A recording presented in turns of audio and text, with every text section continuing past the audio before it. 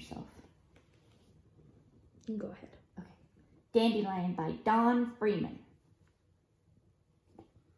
On a sunny Saturday morning, Dandelion woke up, stretched and yawned and jumped out of bed. After doing his daily exercises, Dandelion looked out the window, blinked his eyes and said, "I wonder if the mail has come." He put on his sweater and went outside to the mailbox. There was a letter, and it was written in fancy gold ink. "Dear Dandelion, you are invited to my tea and taffy party on Saturday afternoon at 3:30. Come as you are. Sincerely, Jennifer Giraffe." Dandelion was excited. "What? Why, that's today," he said. "It's a good thing I planned to get a haircut."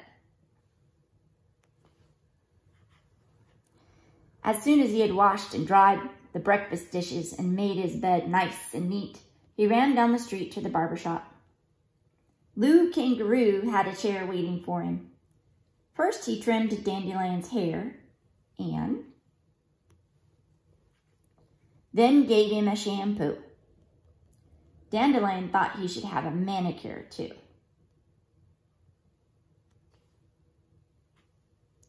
When Lou Kangaroo had finished, Dandelion looked a bit foolish. His mane was frizzy and fuzzy and completely unruly. "Maybe a wave would help," Lou suggested, showing him a picture in the latest fashion magazine for lions.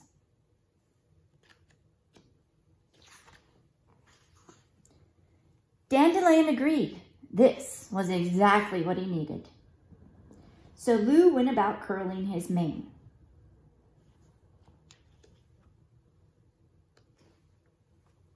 He looked magnificent. But now Dandelion thought he really should wear something more elegant than a sweater to the party. "This jacket is the very newest style," said Theodore the tailor, "and it just fits you. All you need now is a cap and a cane. Happy Crane will be glad to help you."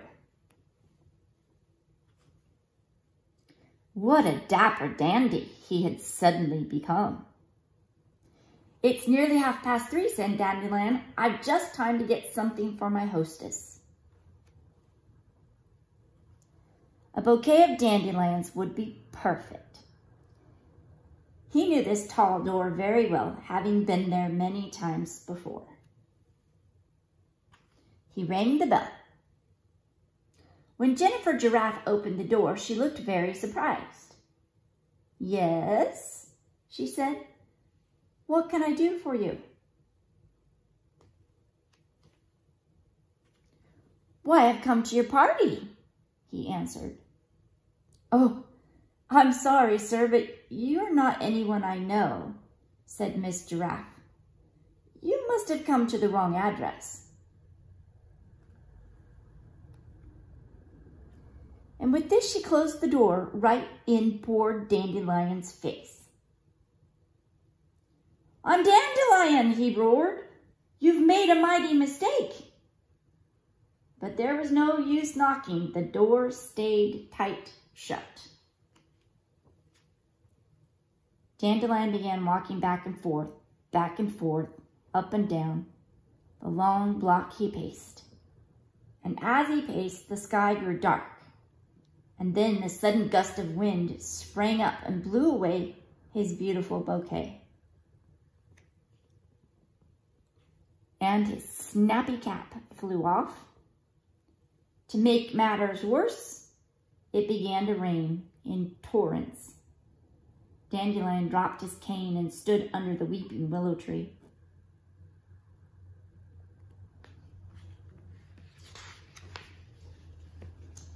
But the rain poured down through the branches, and Dandelion was soon soaking wet, and his curls came unfurled. He took off his jacket and hung it on a willow branch. Luckily, he'd kept on his sweater. At last the rain stopped and the warm sunshine came beaming down. Dandelion decided to sit on Jennifer Giraffe's front steps until his mane was dry. While he sat there waiting, he spied 3 dandelion flowers under the bottom step, where they'd been protected from the wind and the rain.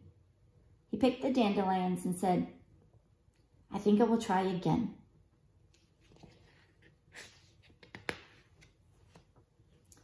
And he rang the bell. "Whoa, if it isn't our friend Dandelion at last," said Jennifer Giraffe. "We've been waiting for you for the past hour. I do hope you weren't caught in that awful cloudburst." Everyone at the party greeted him heartily. Later on, when all our guests were enjoying tea and taffy, Jennifer Giraffe told Dandelion about the silly-looking lion who'd come to the door earlier.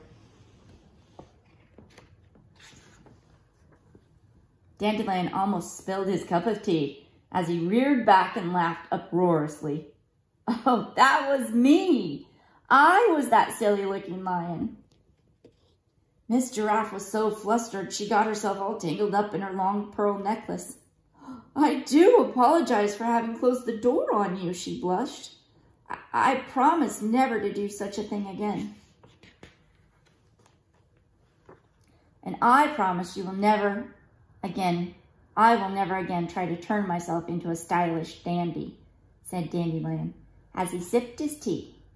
"From now on, I'll always be just plain me."